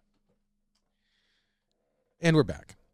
The conflict began on the 2nd of April, 1982, when Argentina invaded and occupied the Falkland Islands, followed by the invasion of South Georgia the next day. On the 5th of April, the British government dispatched a naval task force to engage the Argentine Navy and Air Force before making an amphibious assault on the islands. The conflict lasted for 74 days, and it ended with an Argentine surrender on the 14th of June. Happy Flag Day. Happy birthday to my wife. Returning the islands to British control. In total, 649 Argentine military personnel, 255 British military personnel, and 3 Falkland Islanders were killed during the hostilities. Now, getting back to the Atlantic Conveyor, right? Yeah. So she was tragically lost during the Falklands War when she was sunk by 2 Exocet anti-ship missiles. Before I keep reading, here is the dumbest thing that happened in my brain when I was writing this sentence out. When I was researching this moment, writing this out, I was like, cool, what are Exocet anti-ship missiles? And suddenly my brain was like, you've heard of these before. And then my brain was instantly in this scene from Top Gun, where the guy is like, those ships can hit a ship from 100 miles away. Those planes are armed. Those MiGs are armed with Exocet anti-ship missiles. And I was like, that's right. Oh. Those MiGs carry the Exocet anti-ship missile. They can fire that missile from 100 miles away. Oh, so basically the same missile that they're talking about in Top Gun, this is what took out the Atlantic Conveyor. So anyway, sailing for Ascension Island on the 25th of April, 1982, Atlantic Conveyor carried a cargo of 6 Wessex helicopters from 848 Naval Air Squadron and 5 Royal Air Force Chinook helicopters from the number 18 Squadron. At Ascension, she picked up 8 Fleet Air-armed Sea Harriers. Harriers are cool planes. Oh, yeah. I love the vertical takeoff, things like that. I think our only use for them in our military, I think the Marine Corps was who flew the Harrier. But anyway, the British love them. And 6 RAF Harrier GR3 jump jets. So they got lots of stuff going on being loaded onto the Atlantic Conveyor. 1 Chinook of B Flight number 18 Squadron Royal Air Force left the Atlantic Conveyor while they were at sea to support operations on Ascension. And with the aircraft stored, she then set sail for the South Atlantic. On arrival off the Falklands in mid-May, all of the Harriers were offloaded to the carriers.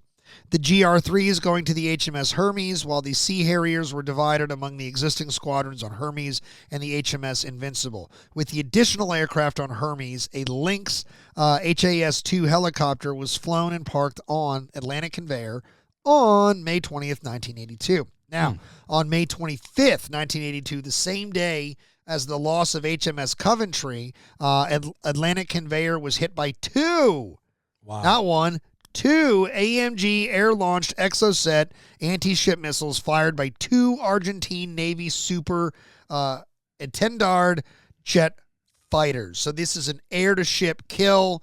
It's just like they were afraid of in Top Gun. Right. Maverick is like, oh my God. No, Maverick's not there. This isn't American in any way. But it's crazy because this is 1982. That movie's set in 1986. This is all the same tech. So it was kind of a funny little silly moment for my brain. So Right. Both Exocets struck at the Atlantic Conveyor on the port quarter of the ship. There are conflicting accounts on whether the warheads exploded after penetrating the ship's hull or on impact.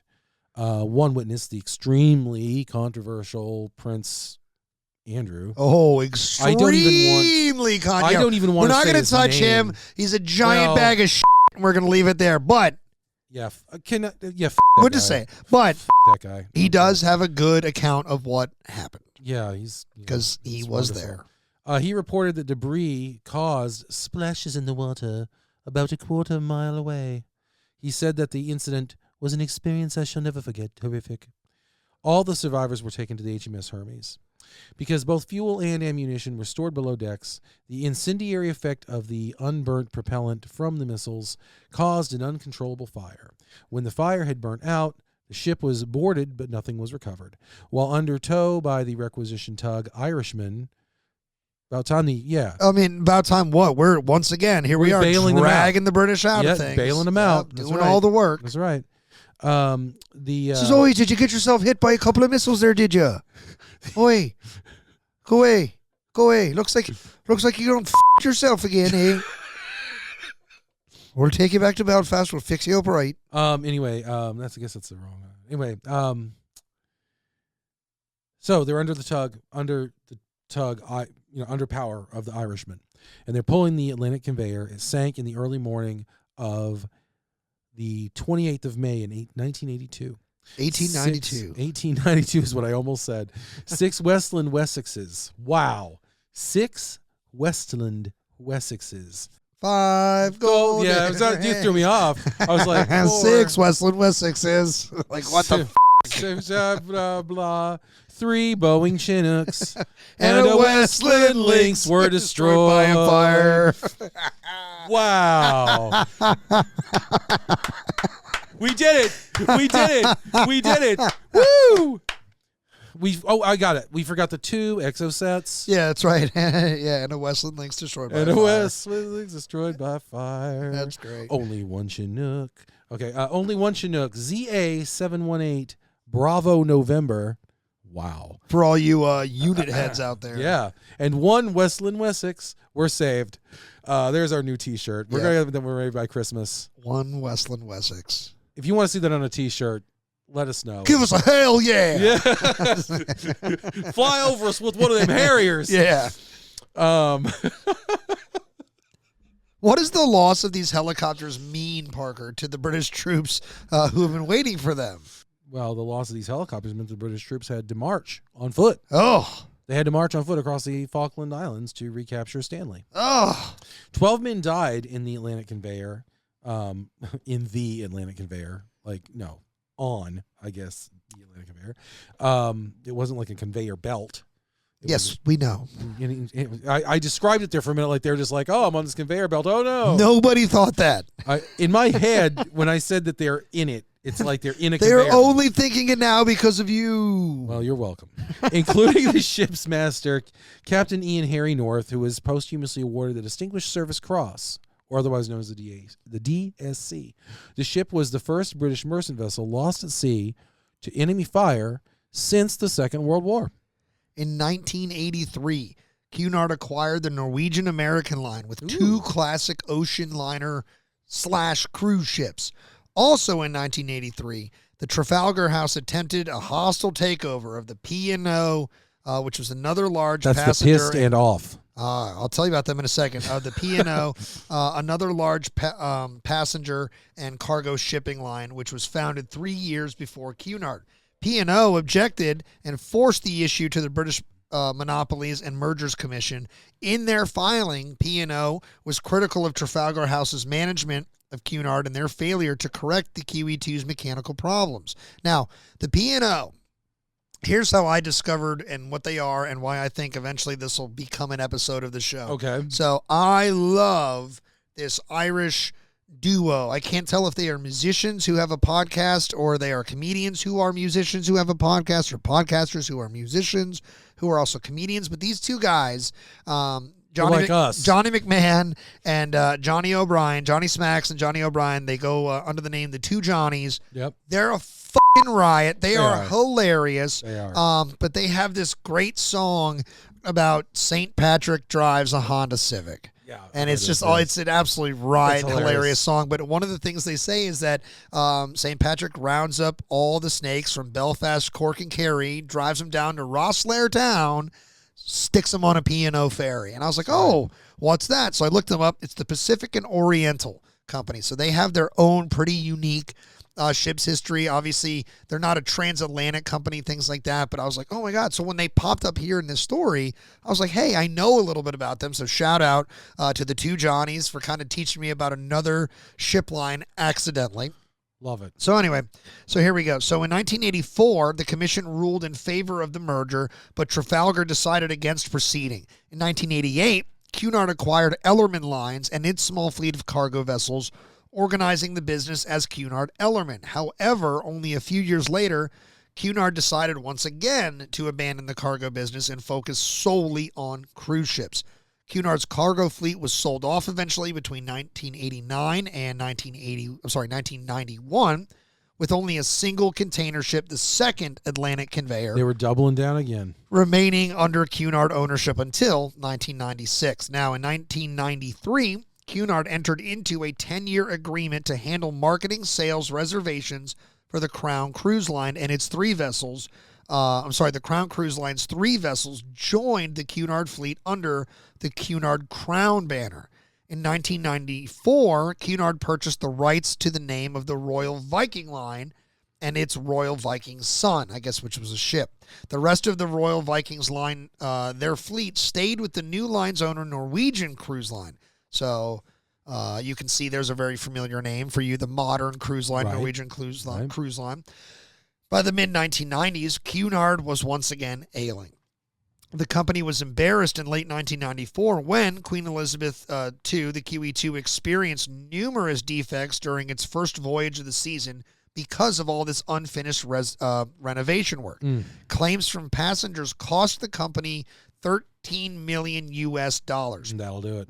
After Cunard reported a $25 million loss as a company in 1995, the Trafalgar House assigned a new CEO to the line who concluded that the company had management issues. Yeah, duh. You lost $25 million. I mean, well, it's not easy running a shipping line, right? You paid out $13 million in claims. Right. In 1996, the Norwegian conglomerate Varner, I don't know how to pronounce that right, acquired Trafalgar House and attempted to sell Cunard. When there were no takers, Varner made substantial investments to turn the company's tarnished reputation around. So essentially, fine. Yeah. If nobody's going to buy it, we're going to fix it ourselves. Cunard's reputation was rehabilitated enough through these investments that in 1998, the cruise line conglomerate Carnival Corporation acquired 62% of Cunard for about $425 million. Coincidentally, it was the same percentage that Cunard owned in Cunard White Star, its first merger. The company historian later stated that the acquisition was in part due to the success of James Cameron's blockbuster film from 1997, Titanic. Everybody wanted big ships and legacy ships. That's right. Now, the next year, Carnival acquired the remaining 38% in stock for $205 million, and ultimately Carnival sued Varner, claiming that the ships were in worse condition than they had been represented, and Varner agreed to refund $50 million to Carnival, so basically admitting that they'd been crapping on Cunard's stuff by basically not taking care of it. Right. So anyway, each of Carnival's cruise lines is designed to appeal to a different market, and Carnival was interested in rebuilding Cunard as a luxury brand, trading on its British traditions under the slogan, quote, advancing civilization since 1840. Nice. Cunard's advertising campaign sought to emphasize the elegance and mystique of ocean travel. Only Queen Elizabeth II and Coronia continued under the Cunard brand, and the company began Project Queen Mary to build a new ocean liner cruise ship for the transatlantic route. Following the Carnival acquisition, Cunard Line introduced, ready for this, Parker? I'm ready. White Star service to QE2 and Coronia, That's so bringing right. it back That's right. as a reference to the high standards of customer service expected of the company. The term is still in use today on board its newer vessels. The company has also created the White Star Academy, All right. which is an in-house program for preparing new crew members for the service standards expected aboard all Cunard ships. Let's go. Very good. I like it. So by 2001, Carnival was the largest cruise company, followed by the Royal Caribbean and P&O Princess Cruises, which had recently separated from its parent P&O. When Royal Caribbean and P&O Princess agreed to merge, Carnival countered with a hostile takeover bid for the P&O Princess. Carnival rejected the idea of selling Cunard to resolve antitrust issues with the acquisition. European and U.S. regulators alike approved the merger without requiring Cunard's sale. After the merger was completed, Carnival moved Cunard's headquarters to the offices of Princess Cruises in Santa Clarita, California, so that administrative, financial, and technology service could be combined. Carnival House opened in Southampton in 2009, and executive control of Cunard line was transferred from Carnival Corporation in the United States to Carnival UK, the primary operating company of Carnival plc. As the UK-listed holding company of the group, Carnival plc had exclusive control of all Carnival Group activities in the UK, with the headquarters of all UK-based brands, including Cunard, in offices at Carnival House. In 2004, the 36-year-old QE2 was replaced on the North Atlantic by the ocean liner RMS Queen Mary II. Coronia was sold, and Queen Elizabeth II continued to cruise until she was retired in 2008.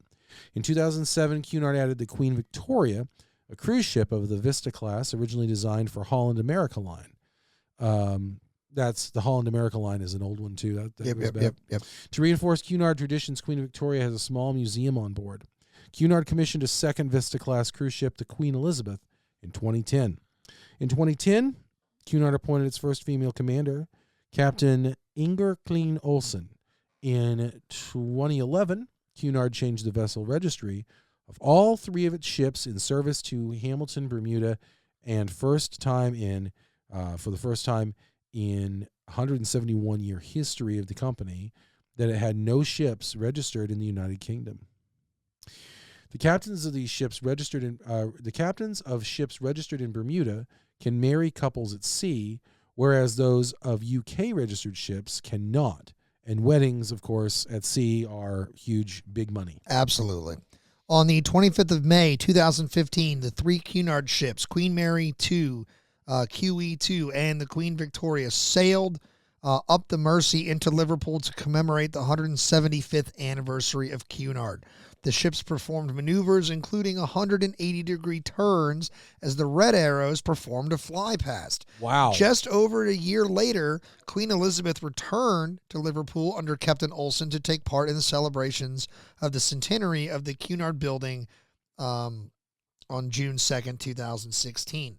In September 2017, Cunard announced a fourth ship was ordered for the fleet. It would be a modified hull platform of the Holland America's Pinnacle class Koningsdam. The ship was originally supposed to be delivered in 2022, but would eventually be pushed back 2 years. At the outbreak of the COVID-19 pandemic in the March of 2020, Cunard cut short 3 world cruises with passengers being flown home. The new ship, Queen Anne, so that fourth ship, was finally delivered to Cunard on April 19th, 2024, the first new ship for the line in over 14 years. Nice. She arrived in Southampton on the 30th of April, 2024, and the ship departed on her maiden cruise from Southampton to the Canary Islands on the 3rd of May of that year. She was officially named in the registry in Liverpool that June. So this is under a year old at this point. That's right. And that is where Cunard stands today at the time of this recording in 2025. As far as continuing into the future, in their own words from their website, www.cunard.com, if you go under their About Us link, they say, quote, "Our future, as a fleet of 4 ships, we continue to extend the Cunard line for future generations, creating even more opportunity to sail the world in comfort and style. As we steadily approach 200 years of Cunard, our rich heritage of ocean travel means we have been able to refine what it means to voyage. We look forward to welcoming you aboard." Nice. Now, interesting note for all you Titanic geeks out there. I don't know any of them. We just talked about this. The White Star flag is raised on all of the current Cunard ships and, as you mentioned, the Nomadic, which still exists at the Titanic Museum in Belfast, Ireland, on every April 15th in memory of the Titanic disaster. So, Parker, we have finally made it to the end of our second, hugely significant, iconic ship's history, liner history. We did White Star when we launched this show, and that was such an incredible experience that we're still talking about it 6 years later. And in that show, we said we were going to get to Cunard, we were going to get to its chief rival, and it took us 6 years. We finally got to it, and now we're at the end of that episode. I feel like, personally, man, I have learned so much about a topic I thought I already knew so much about. When you reflect on everything we've talked about, when you reflect on everything you knew before we even produced this, right? How do you feel right now? Like what's just sort of been like the experience, the vibe? Like how you feeling now that we've done 2 major liner histories? Anything on Cunard? Just where's your brain at, man? We've done a lot of recordings. It's so amazing. They called it out themselves there in their statement. 200 years almost. Isn't that incredible? They're approaching 200 years of this, and they were with it from the beginning. They predated White Star Line, right out there pioneering all these things, and they're still going. Still going. It's so wild. They're still out there, and it's just so. I remember as a kid, when we think about it, I remember when the QE2 pulled into Bar Harbor, and I remember the Bahaba. I remember the big deal, of course, at the news, and my family talked about it and stuff. And I want to say, don't quote me on the date. I was a kid, but I think it was 1992. I think I might have been maybe 12 when that thing pulled in, and it was out there a ways, but it's so big, of course, you can see it. And at that time in my life, I was still, I was infatuated with the Titanic, but with the Cunard livery and stuff, it still had that look.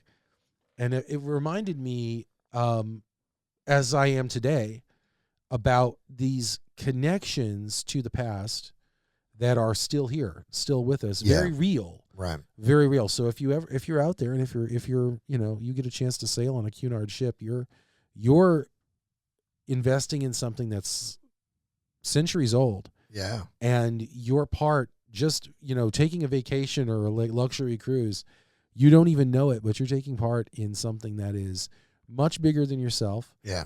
And you're keeping a name alive that has been with us for a lot longer than you probably realized. And it's amazing that they're just into so much.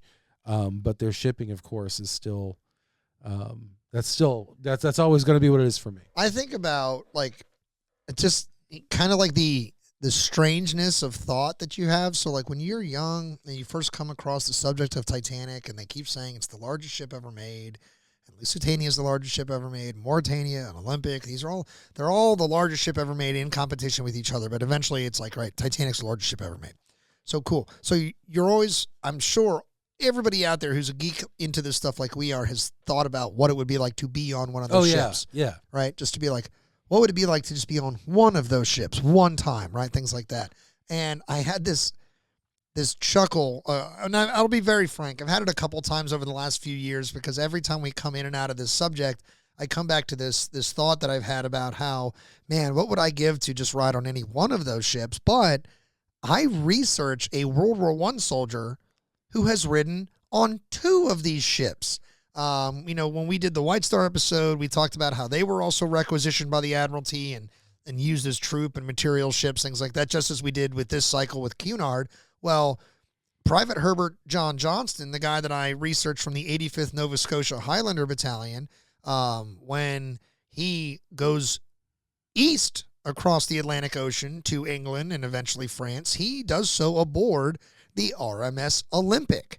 And he does so right before Olympic is, basically refitted with gray and then eventually dazzle paint livery. So when he rides Olympic, it looks like the Titanic clone. It's got all of its White Star livery. It still has all of its equipment. Yeah. I mean, there's accounts from that passage where they're talking about the guys using the equipment rooms, things like that. So it's wow, he got to basically ride Titanic to war, even though it's Olympic. Remember, they're sisters, they're nearly twins. But is it? But right, it definitely is. We're not doing that. But definitely how cool is that? So coming home, dude's on Aquitania.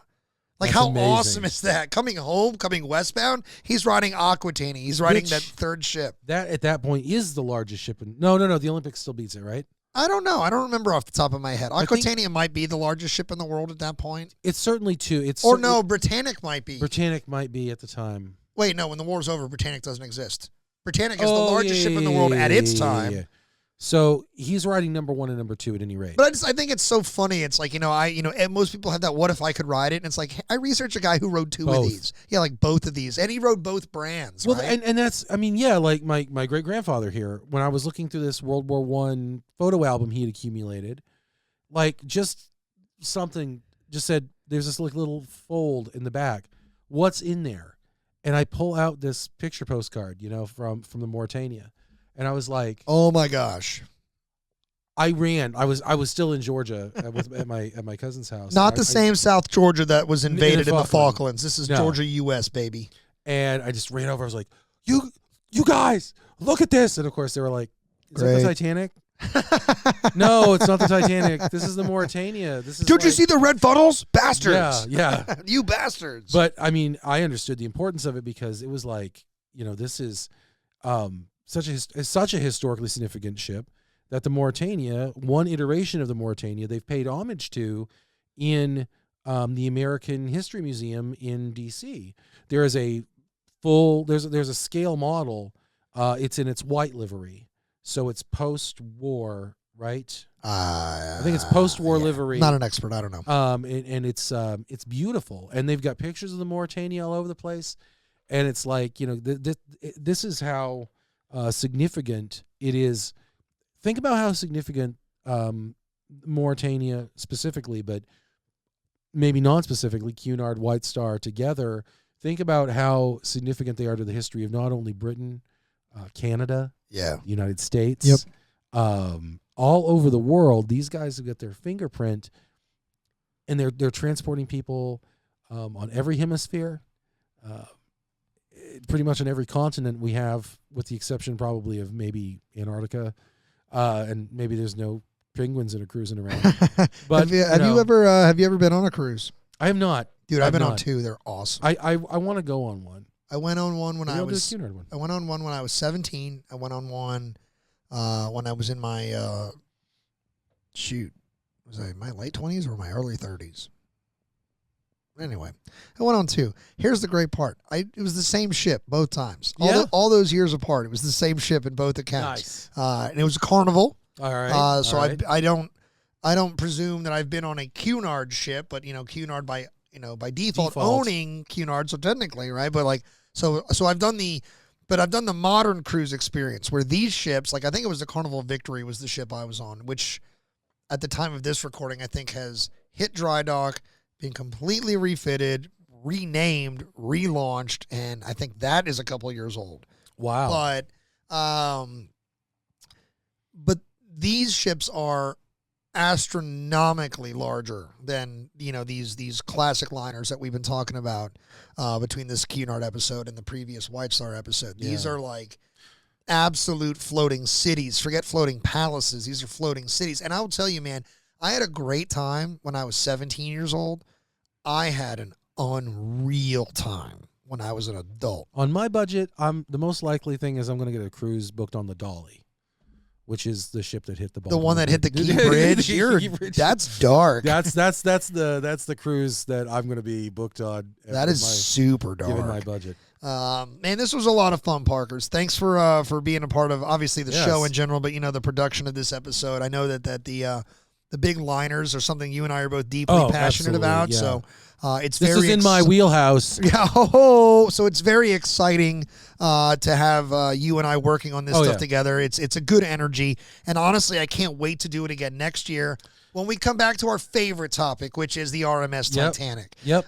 So that is something I'm very much looking forward to. Dusting off the old notes, tidying up the old script that we wrote, because obviously we've learned so much more. The Titanic has now claimed a few more lives. And unfortunately, Titanic has claimed more lives. Since the last time we visited. The way you said that made it sound like Titanic is this monster. It is. It's a monster of the deep. It is. It's just roaming around. It's just I don't think it's roaming anywhere, honestly. It's probably sitting. It's a stationary. Well, things are falling off of it. It's true. There is motion happening, and they're being taken off of it, unfortunately. Yep. So between the things that are being taken off and the actual amount of deterioration of the actual vessel itself. But that's a topic for next year, and I'm excited to come to it. So stay tuned for that. So in the more immediate future, yes, what do we have going on? Little Bighorn, the Battle of Little Bighorn, Custer's Last Stand is coming up. We are going to talk about one of the most popular and often misinterpreted stories of the American West in U.S. history, a story of hubris, all those things. And we are going to hang out with the legendary historian Jim Hessler. He is a licensed battlefield guide in Gettysburg, Pennsylvania. And he's going to be bringing along with him a friend of the show. Yes. So you're going to get to hear a set of pipes for what will be now, because we broke his episode up into 2 parts. So there'll be a third time this year. You're going to get to hear 87th time. Yeah, Matt Callery. Parker is so excited to have Matt Callery back in studio to grill him over his weird delivery of jokes. But you know what's great about this one, guys? Yeah. You know what's great about this one? Normally when Matt's here, we just kind of shoot the and it turns into a riot. And believe me, it'll happen in this one as well. But you'll get to hear me deliver. I wasn't even a joke. Remember when I just misspoke? Don't tease it. Okay. Just let it happen. All right. But something you might not know about our friend and host of Addressing Gettysburg, Matt Callery. He's an incredibly thoughtful storyteller. He's a very talented storyteller. I know, right? Who'd have thought? And he's super passionate about the Battle of Little Bighorn. So he joins Jim Hessler here in studio to help us sort of take us through the story. And it was quite an awesome experience, because for me, one of those topics that I went into pretty raw. I know basically the Hollywood version of it. Yeah. I'm also aware enough to know that it was a Hollywood version of it, and there was more to this story, and had never gone to it myself. So it was awesome to have 2 really talented and passionate storytellers in studio to tell us the story. So we have that coming up. Hope you guys are excited. Our mid-year episode is coming up. This is going to be a big honking mid-year episode, Parker. We obviously have our traditional review and our look ahead, but we are a bigger staff now. We have researcher Robin, who's going to be joining us in studio. My wife, Danielle, is going to join us in studio. The voice at the beginning of every single episode. She's launched. Of the History Things podcast is going to hang out and basically tell us how annoying it is to listen to me in the basement for hours a day editing. No. It's exciting. We figured let's get everybody together and just kind of talk as a team here. Robin is a history geek like you and I are, Parker, in their own right. So they're going to give us the rundown on what's in their mind, what they're working on, reading, what they're talking about. So we're going to kind of get that. And, there might be a few other announcements being made as far as where we're heading in the second half of Season 2, because that's the whole point of mid-year, is to kind of take a break, but tee it up for the second half. Do I know what these announcements are? No, you don't. The other thing that's exciting is hopefully you've been hanging out with us on YouTube for our From the Field series, the pursuit of John Wilkes Booth in the aftermath of his murder of Abraham Lincoln. We did that earlier this spring in April. So if you found your way to our YouTube channel, heads up, there's some more YouTube exclusives coming your way. Some grilling history, so to speak, especially for Parker, the intersection of meats and history. That is where he is in his prime. His prime it's like rib, his prime cuts. I don't know. It's like a Venn diagram, only both the circles are completely over each other. So it's just 2 circles it's just stacked 2 on top of each other. full circles, meats and history intersecting, and then there's my And we have some of our friends and past guests of the show joining us on this. Travis Shaw, I do believe Sarah Morgan will be doing a digital grilling session with us all the way from Tennessee, cooking with the First Ladies, which might be more like cooking with the Gadget Gals and the Manhattan Project, doing absolutely bonkers and fantastic work telling the stories of the women behind one of the most honestly revolutionary moments in all of human history, the development of the atomic age. So between the Oak Ridge Girls and the Manhattan Project. Now, I've heard of the Oak Ridge Boys. Yeah, you're going to Those are those musicians on that ship that were walking around with. That's right, all the musicians on that ship. So you're going to want to follow Sarah Morgan and keep up with the work she's doing. But so for us, if you're trying to keep up with all that stuff coming up, all the stuff we've got going on currently, everything we've done in the past, you're going to want to go check us out on our social medias by searching for @The History Things Podcast. You're going to find us on Facebook, Instagram, and YouTube. You want to get in touch with us via email. Parker answers all the emails personally, so if you got something horrible to say to Parker, make sure you say it in an email. Something nice to say to me, send it in a DM on Instagram. Wow. I'm just kidding. But the email. This is the announcement that we're making. Yes, Parker handles all the hate. Well, the announcement is just like an awning of fire. That's right. Yeah, you're We're actually. like, we've got Robin, we got Danielle. Parker, do we really need you? That's right. And it's just going to be Turn like around and this- look at Liam Neeson. Yeah, this is going to be Liam Neeson decides your fate. Oh my. Okay, well, you got lucky today. Okay. You got lucky okay, today. he got yeah. How about Backy? No, Backy doesn't decide. He stares and he waits to say something profound. So, yeah. historythingspodcast@gmail.com is how you get a hold of us through Gmail. If you are interested in helping the show, which we have been so absolutely grateful to you for doing for the entire 6 years of the show's history so far, keep doing it. Go to your podcast apps, leave those 5-star ratings, leave the positive reviews, share the goddamn show with your friends and family. It is literally mind-boggling how that little just grassroots word-of-mouth sharing has helped us grow so much, but keep it going. Because this has been an awesome experience. It's only continuing because of you. It's been 6 years and it only feels like 78. Exactly. I've only aged, 50 years since we started? That's right. So so lots coming up. So again, social media @The History Things Podcast, historythingspodcast@gmail.com. Parker, final word to you. Before we close out, I think we had another milestone today. What's that? I think this is the most recent history topic that we've ever covered. I just had that thought, bottom of my head. Like usually, like if you remember back to our Well, video in the game sense episode, that this stretched all the way up. yeah, like we stopped, like when we did our video game episode many years ago. We stopped when we got like 20 years away.